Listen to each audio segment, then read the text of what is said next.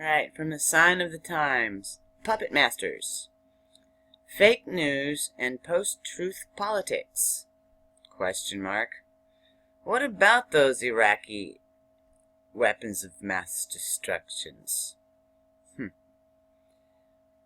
The Oxford dictionaries have named post-truth as word of the year. Fake news and post-truth politics have been blamed for both the Brexit vote in the UK and the victory of Donald Trump in America.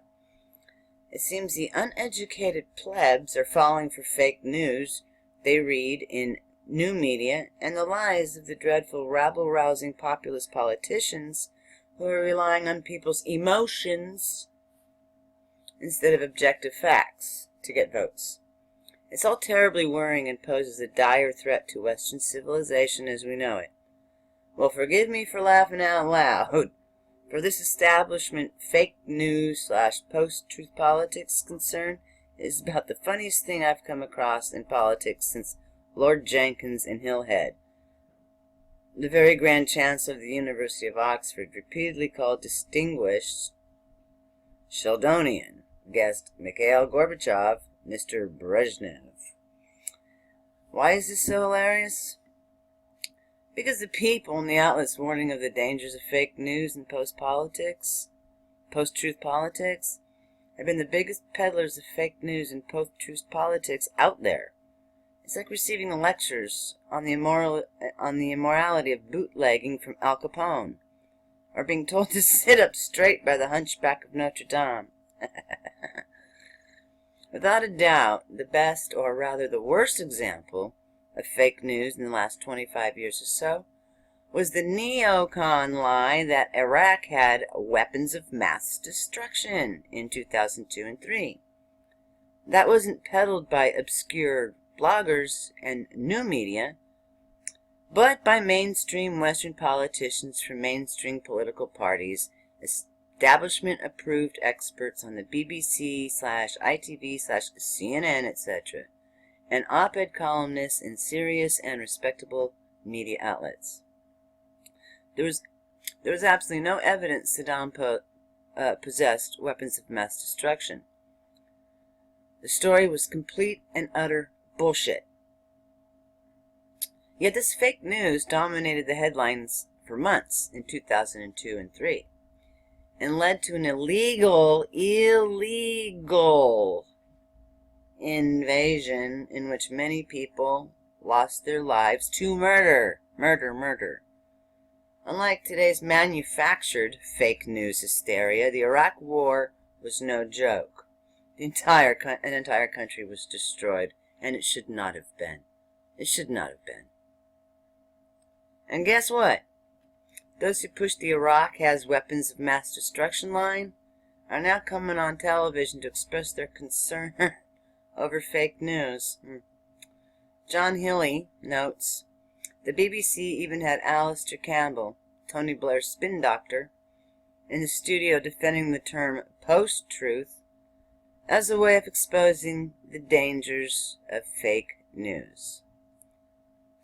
Campbell stated, it's acknowledging that politics, which has always been rough, for who? The politicians or the American people?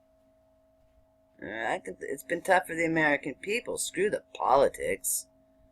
Where was I? Okay. Campbell stated, it's acknowledging that politics, which has always been rough, has moved to a different phase where politicians who lie now appear to get rewarded for it. BBC to Jeremy Vine Show, 11/16/2016.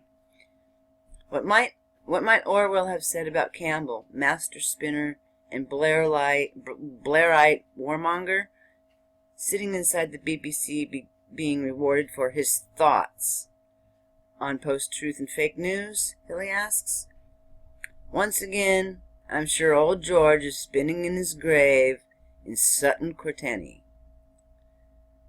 Then there's that serial warmonger, Bernard Henry Levy, the Sunday Telegraph today, told us in its headlines, leading French philosopher Marine Le Pen may win election as people have lost interest in whether politicians tell the truth. Amen. Oh, the irony. Because if the French people really have lost interest in whether politicians tell the truth, Henry Levy and his fellow liberal interventionist regime changers have got a lot to do with it. Think back to the war against Libya, which the leading French philosopher lobbied hard for, to sell the war to the Western public. We were told Muammar Gaddafi was about to commit a Srebrenica-style massacre in Benghazi. Media Lens noted the claims that were made at the time. But again, it was a load of Rolox. 5 years after Libya, like Iraq before it, had been destroyed by Western interventionists, a report of the Foreign Affairs Committee of the House of Commons declared the proposition that Muammar Gaddafi would have ordered the massacre of civilians in Benghazi was not supported by the available evidence. It was only the claim made about Libya by Western politicians that was not supported by the available evidence. In February 2011, UK Foreign Secretary William Hague insisted that he had seen information which suggested Gaddafi was on his way to Venezuela. An unnamed diplomat said that this was credible information. Okay, I don't like when they say unnamed, okay? Give out the names, or else you're still hiding. Okay, an unnamed diplomat said that this was credible information, but it wasn't. It was the same old fake news that we get every time the Western elites are trying to achieve regime change. Okay. In April 2011, we heard the devilish Gaddafi, who had not, after all, fled to Caracas, was supplying his troops with Viagra. Oh, to encourage mass rape. Gaddafi's security forces and other groups in the region are trying to divide the people by using violence against women and rape as tools of war. And the United States condemns this in the strongest possible terms, declared Secretary of State Hillary Clinton.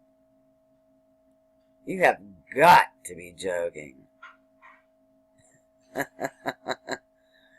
The woman who hates women and children and has murdered many of them said this? Anyways.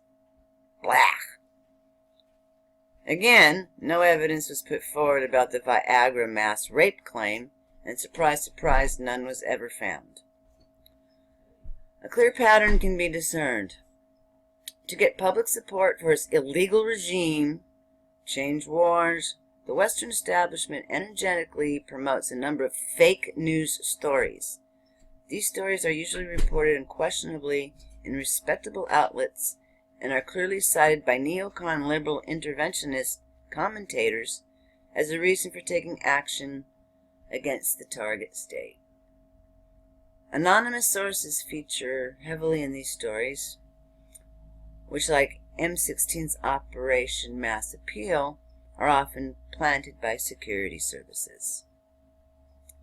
Meanwhile, people's emotions are shamelessly played upon by something must be done brigade or liberal laptop bombardiers, the same crowd, note well, who accuse populist politicians of ignoring objective facts and playing on people's emotions. Ignoring objective facts and playing on people's emotions, that's our government.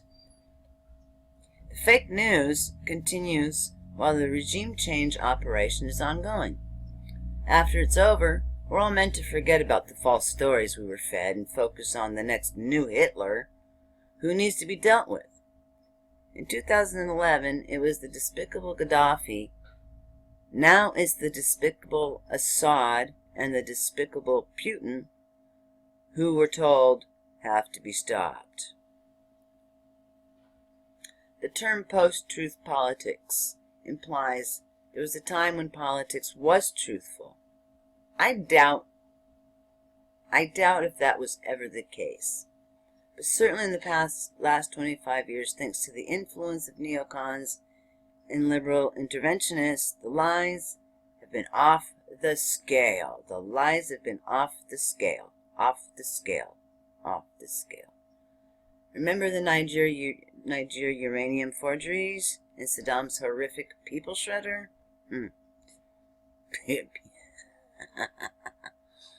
Okay. And before the Iraq War, we had the humanitarian NATO bombing in Yugoslavia, where again, fake news dominated. U.S. Defense Secretary William Cohen claimed about 100,000 military-aged Kosovan Albanians were missing. They may have been murdered. As John Pilgrim reminded us, Kosovo, the site of a genocide that never was, is now a violent free market in drugs and prostitution. It wasn't the only lurid claim that was made to sell the war, but again, the genocide and hundreds of thousands killed stories were false, as the UN court itself ruled in 2001. Fake news also featured heavily in the neocon campaign to get Iran sanctioned for an entirely unapproved nuclear weapons program. It's dominated the coverage of recent events in Ukraine, with Russia's non-existent invasion of Ukraine routinely referred to as a fact. The conflict in Syria, too, has been marked by fake news, and theories being reported as if they are 100% proven. How many times have you read that Assad gassed his own people at Ghouta in 2013, even though we still don't know for sure who carried out the attack? Okay. If it's official enemies we're talking about, fact-checking and citing sources isn't all that important for those who pounce on a mere typo, if it's an anti-war writer who's making the claim. Now, the same people who have disseminated fake news for so long, and who are still, even after Iraq and Libya, embedded in the West politics and media establishments, are lashing out because they no longer control the narrative they used to. The public is getting their news from a much wider variety of sources and voting for populist, i.e., neocon liberal interventionist anointed candidate parties at elections. Instead of admitting that it's their fake news and post-truth politics which has caused people to switch off from establishment media and to stop voting for status quo candidates, the endless war lobby has the effrontery to accuse others of things they have been guilty of. Concern over fake news and post-truth politics from West's endless war propagandas? Question mark.